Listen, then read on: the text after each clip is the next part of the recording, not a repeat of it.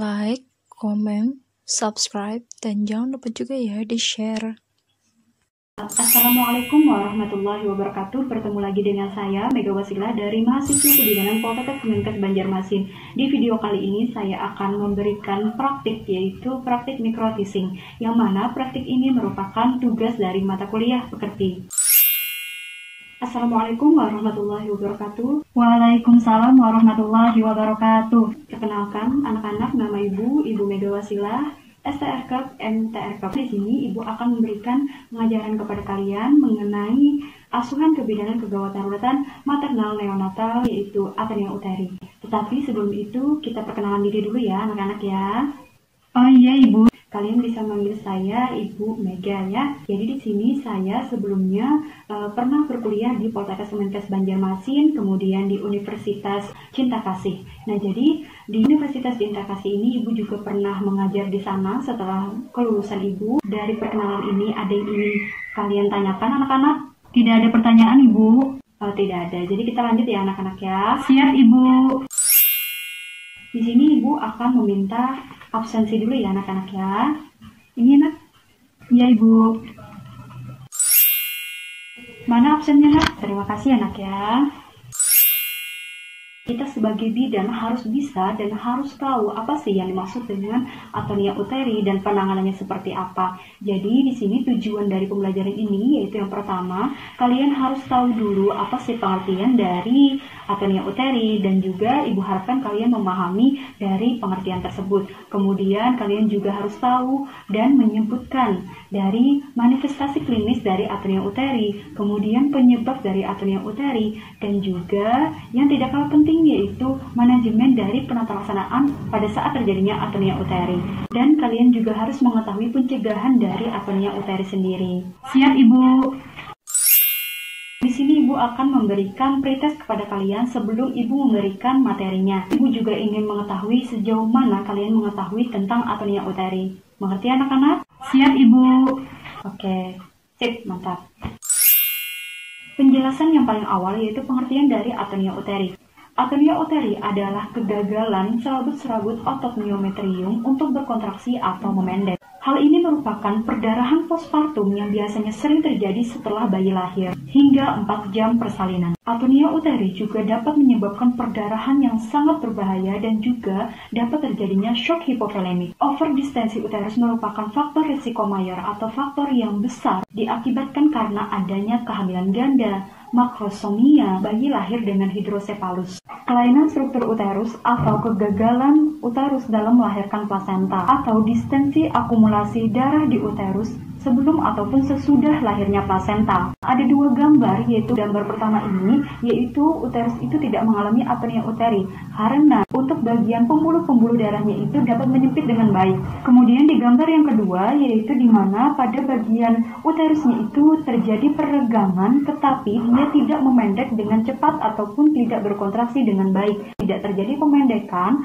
atau penyempitan antara pembuluh darah sehingga terjadi yang namanya Athenia Uteri. Faktor penyebab yang dapat sering terjadinya Athenia Uteri yaitu yang sangat besar faktornya overdistensi uterus, yang mana overdistensi uterus ini diakibatkan karena adanya faktor-faktor, yaitu yang pertama gameli, kemudian makrosomia, kemudian polyhydramnion, dan juga paritas tinggi. Yang mana dengan adanya gameli, kemudian adanya paritas yang tinggi, secara otomatis terjadi peregangan yang tidak normal seperti itu. Yang kedua yaitu umur yang terlalu muda atau yang terlalu tua. Yang terlalu muda ini di bawah dari 20 tahun dan yang terlalu tua yaitu di atas dari 35 tahun. Adanya partus lama, kemudian malnutrisi, dan juga adanya kelahiran dari plasenta yang seharusnya plasenta itu belum dilahirkan tetapi dalam penanganannya ternyata itu dilahirkan. Anemia berat pada masa kehamilan, baik itu trimester 1, 2, ataupun 3, kalaupun memang mulai dari trimester 1 itu sudah dapat ditangani, maka tidak akan terjadi yang namanya Athenia Uteri. Tetapi jika itu sudah terjadi pada trimester kedua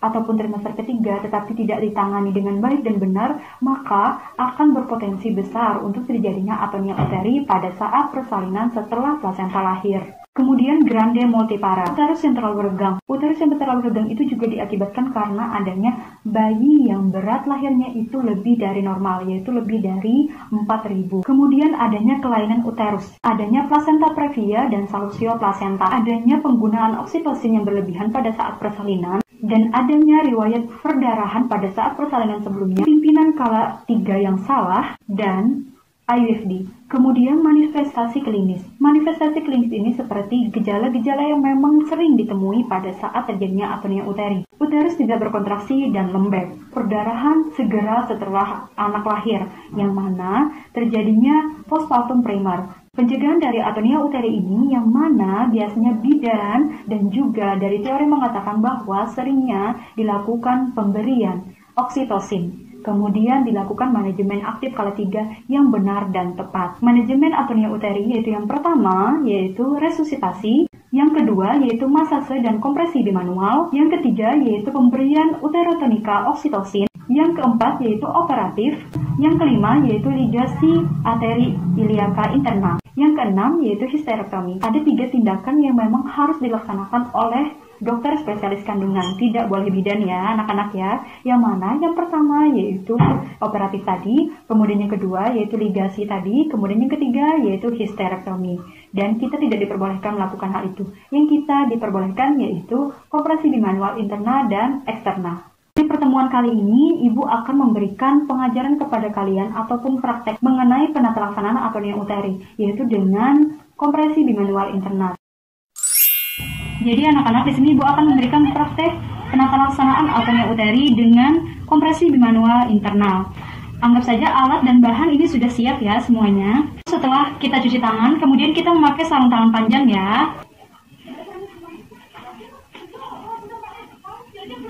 Kemudian periksa bagian vagina, kita gunakan dengan kasa steril ya. Nah, kita bersihkan. Nah, periksa vagina dan serviks. Jika ada selaput ketuban atau bekuan darah pada kopung uteri, mungkin hal ini menyebabkan uterus tak dapat berkontraksi secara penuh ya. Kita masukkan tangan kita secara obstetri. Tarik napasnya Ibu. Setelah itu, setelah kita masukkan dengan pelan-pelan sampai di depan dinding fornix anterior, sampai di depan fornix anterior ya. Kita ubah tangan kita yang asalnya mengkuncup tadi menjadi genggam. Letakkan tangan kanan atau tangan dalam dan tempatkan pada fornix anterior ya, fornix anterior ya. Nah, kemudian tekan dinding anterior uterus. Tekan dinding anterior uterus ke arah tangan luar. Ini tangan luar saya, ini tangan luar saya. Nah, nih. Kita tekan. Kemudian ke arah luar ya. Kita tekan ke arah luar. Tekan dinding anterior uterus ke arah tangan luar yang menahan ya. Kemudian dorong dinding posterior. Dorong dinding posteriornya yang di sini, dinding posterior ini. Sehingga uterus itu ditekan dari arah depan dan belakang. Nah, ya, seperti ini. Tekan kuat uterus di antara kedua tangan. Kompresi uterus ini memberikan tekanan langsung pada pembuluh darah yang terbuka. Nah, kemudian dinding uterus dan yang mana dinding uterusnya ini khususnya itu juga merangsang myometrium untuk berkontraksi ya. Kemudian kita cek keberhasilan, apakah perdarahannya itu berkurang atau tidak ya. Tapi mengeceknya itu untuk melonggarkannya itu sedikit aja, nggak usah jauh-jauh. Ternyata sudah berhasil. Kemudian perlahan-lahan kita keluarkan tangan kita.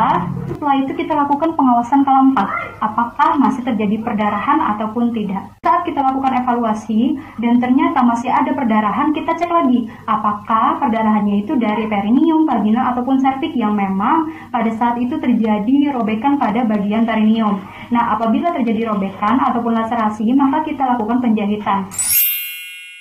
Sampai di sini dulu pelajaran dari Ibu. Apakah ada yang ingin ditanyakan anak-anak? Tidak ada yang ditanyakan Ibu. Oke, kalau tidak ada, terima kasih. Di sini Ibu juga akan meminta penyimpulan dari pelajaran Ibu. Silakan kepada Saudari Ani yang memahami bahwa apnea uteri itu merupakan uterus yang tidak berkontraksi dengan baik dan benar. Kemudian untuk penyebabnya itu karena adanya gameli, hidrosepalus, ataupun yang lainnya dapat menyebabkan yang terjadinya overdistensi uterus. Oke, dari kesimpulan tersebut ternyata kalian sudah memahami ya. Jadi di sini Ibu juga akan memberikan post test kepada kalian ya. Iya Ibu. Ini anak-anak post testnya. Iya Ibu. Siap Ibu. Jadi setelah itu nanti kita akan bertemu lagi di pembelajaran selanjutnya ya. Wassalamualaikum warahmatullahi wabarakatuh. Terima kasih Ibu. Waalaikumsalam warahmatullahi wabarakatuh.